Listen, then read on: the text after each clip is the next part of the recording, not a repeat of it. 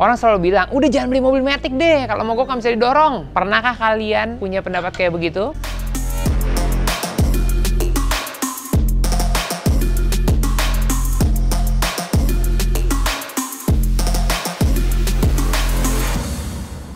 Balik lagi ke Riva Tips di episode 2. Hari ini pembahasannya bukan yang kemarin. Kalau kemarin kita ngomongin perbedaan antara mobil bensin dan mobil diesel. Yang kali ini adalah bagaimana kita merawat transmisi. Manual apa transmisi otomatis. Ini akan selalu jadi perdebatan yang sangat menarik. Soalnya kalau dulu orang selalu bilang, udah jangan beli mobil matic deh, kalau mogok nggak bisa didorong. Pernahkah kalian punya pendapat kayak begitu? Kalau pernah, ayo kita voting. Pilih manual apa matic? Tim manual, tim matic. Pilih yang mana? Tulis semua komentar kamu di bawah. Karena manual versi matic itu selalu bisa menjadi perdebatan. Baru kemarin ini, kebetulan gue ada acara di rumah. Terus om gue mau beli satu mobil lah gitu, karena memanfaatkan PPNBM gitu. Dia mau beli Expander Cross. Terus tante gue dan om gue ini agak berantem. Karena dia satu mau matic, satu mau manual. Ada yang matic, ada yang manual gitu. Dan mereka selalu mempertimbangkan, kenapa sih matic, kenapa manual? Nah tadi kan ada, gue kasih pertanyaan kalau semuanya mau manual atau mau matic. Sebetulnya untung ruginya apa sih manual sama matic? So, yang tim manual sama tim matic, tonton terus karena kalian akan bisa mempertimbangkan mana yang terbaik untuk kalian semua. Yang pertama gue akan bahas transmisi manual. Transmisi manual adalah menjadi kelengkapan standar dari seluruh merek kendaraan mobil ini di dunia. Karena ternyata manual itu adalah transmisi yang punya reputasi reliability-nya bagus, kemudian perawatannya lebih murah, dan juga bisa dimengerti sama banyak orang. Akan tetapi, hal itu seperti di episode pertama juga menjadi paradigma pemikiran, bisa gue bilang, orang-orang masa lalu. Kenapa begitu? Karena sekarang kenyataannya di dunia lebih dari 80%, gue baru baca datanya beberapa waktu yang lalu, mobil yang dijual dunia ini adalah otomatis sekarang. Wow, itu fakta yang mungkin nggak banyak tahu. Gue ngomongin passenger car ya, Kenapa begitu? Soalnya keadaan alam udah berubah. Keadaan alam dan toleransi umat berlalu lintas di dunia itu berubah. Manusia tambah banyak, jalanan segitu-gitu aja, kemacetan lalu lintas juga luar biasa padatnya, bukan hanya di Indonesia, tapi juga seluruh dunia. Jadi orang mau yang lebih simple. Sama deh halnya motor matic sama motor bebek. Mana penjualannya sekarang? Lu bisa lihat lah penjualan di Indonesia, ya motor matic lah kemana-mana. Soalnya ya gampang makainya, dan sekarang udah lebih terjangkau juga, nggak kayak zaman dulu yang semuanya serba mahal. Untuk pembahasan manual versus otomatis, gue akan mulai dulu dengan prinsip dasar safety driving yang dinamakan powers. Powers itu apa? P itu adalah petrol, O itu ada oil atau lubricants atau pelumas, W water artinya air, E electricity, kelistrikan, R itu rubber, karet, mobil punya karet, S itu safety. Di episode 1 kemarin gue udah sempat bahas sedikit mengenai P, petrol, yaitu bensin. Bensin yang baik akan menjamin kualitas tenaga mobil lebih sesuai dengan apa yang dijanjikan. Sekarang kita ke episode 2, kita ngomongin O, yaitu oil, lubrikan. Pemilihannya gimana? Oil yang lagi gue bahas bukan oli mesin, karena kemarin juga udah oli mesin. Sekarang oli yang gue bahas adalah oli transmisi, manual versus matic. Keunggulannya apa? Manual versus matic. Oke, kita masuk yang pertama, transmisi manual.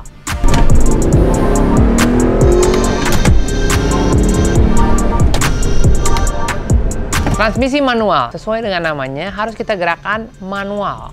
1, 2, 3, 4, 5, kebanyakan 6 sekarang. Gigi mundur kemana? Ada yang kiri atas, ada yang kiri bawah, ada juga ke kanan bawah, yang paling common adalah ke kanan dan ke bawah. Transmisi manual memang dibuat untuk bisa mendapatkan tenaga, efisiensi, harga, dan juga reliability. Transmisi manual ini memang selama puluhan tahun dijadikan andalan untuk semua kendaraan standar. Transmisi manual pasti punya banyak kelebihan. Kelebihannya adalah salah satu, yaitu besar tenaga mesin yang dikeluarkan sampai dengan ke ban, nggak dapat diskon terlalu banyak. Kenapa nggak dapat diskon terlalu banyak? Karena kita mengoperasikan secara manual. Jadi pure, raw, tenaganya tenaga mentah-mentah gitu dari mesin masuk ke gearbox. Ya paling ada diskon dikit. Diskon itu dari mana? Ya lu semua tau lah. Mesin kan ngeluarin tenaga muter gearbox. Artinya kan juga ada yang diputer. Tenaga mesin 150 HP gitu. Dia ngeluarin 150 HP di mesin. Kemudian muter, yang namanya roda gila, flywheel. Dari flywheel masuk ke transmisi. Transmisi manual, dari gigi ketemu gigi. Ya ada kopling dulu, pasti ada kopling. Itu dari roda ini ketemu kopling juga ada diskon. Dari kopling menuju gigi kan juga ada komponen, diskon dikit-dikit lah. Tapi gigi sama giginya tuh bekerja dengan baik. Untuk kalian semuanya yang menggunakan transmisi manual, gue ngerasa lu punya kemudahan yang lebih baik lah gitu ya. Soalnya transmisi ini kan sangat susah untuk rusak, tapi juga perlu perawatan. Perawatannya adalah satu, habit nyetirnya dibenerin. Kalau habit nyetir masih gini-gini aja, lu nggak akan bisa dapetin jangka waktu yang lama gitu, rehabilit yang baik. Soalnya apa? Satu, kebiasaan naruh kaki di kopling. Abis oper gigi, kaki tetap di kiri gitu. Itu secara nggak sengaja suka keinjek-injek. Semakin kencang mobilnya, semakin sering keinjek, gampang banget kopling habis. Terus nomor dua, kopling belum diinjak sampai habis, sudah masukin gigi, suka ada bunyi kerak-kerak. Itu namanya sinkromes. Jadi antara gigi sama gigi, dia tuh ada maklarnya gitu di tengah-tengah. Nah, maklarnya ini bertugas adalah perputaran gigi yang satu menuju ke gigi yang berikutnya, itu disinkronkan di tengah. Nah, sinkromes inilah yang membuat kenapa gigi sama gigi tuh bisa masuknya plek. Kalau kayak mobil balap gua, yang namanya dog box atau tanpa sinkromes, itu gigi sama gigi, ini gigi sama gigi, pas dioper, plak, masuk. Makanya kalau dioper tuh bunyi jeglek gitu.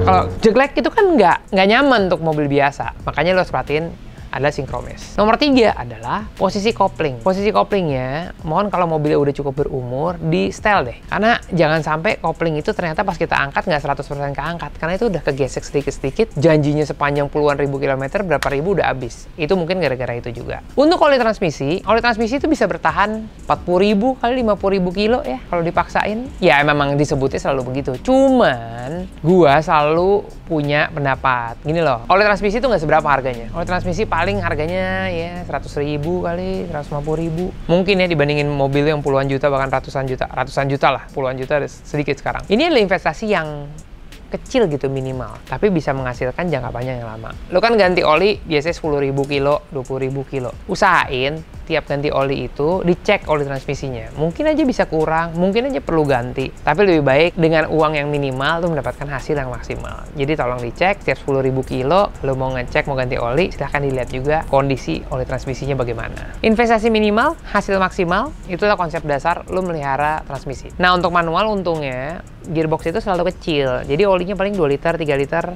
ya nggak banyak lah gitu olinya. Dan lu bisa ganti itu at any time. Mobilnya juga kalau mau olinya dibilang 40.000 kilo baru ganti ya, come on man. Olinya udah capek, viskositasnya, pelumasannya terhadap gigi tuh udah nggak gitu oke, pasti giginya udah mulai bunyi. Ya kalau misalnya gigi udah bunyi-bunyi, nanti akan merambat ke komponen yang lain. Jadi ya perhatiin lah, ini barang kecil, barang minimal, tapi hasilnya juga bisa maksimal. Oh by the way, kalau milih pelumas untuk transmisi itu variasinya cukup lebar ya. Ada banyak lah pilihan. Nah, yang gampang kayak ini ada, kalau Pertamina lu pernah dengar namanya Roret. Roret tuh SAE-nya 90, tapi ada juga SAE yang banyak lah pilihannya antara 75-90, 80-90, 85-90 ya. Sekitar gitulah SAE-nya. Karena beda dengan oli mesin, oli transmisi manual itu memang punya satu perbedaan, yaitu dia harus kental. Nggak kayak oli mesin yang sangat encer, justru gigi ketemu gigi kan gesekannya kan tinggi dan panas. Jadi dia perlu pelumasan yang lebih kental. Makanya SAE yang gue sebutkan tadi adalah SAE yang paling favorit untuk penggantian oli manual. Nah, di transmisi manual, kalau lo mau ningkatin performance juga, paling lo bisa bermain di kopling, single plate, twin plate, triple plate. Tapi ini untuk mobil yang performance tinggi. Tapi kalau untuk mobil harian, nggak usah ganti-ganti kopling deh. Koplingnya pasti berat, nggak enak buat jalanan macet. And then, secondly, kita masuk ke transmisi Matic.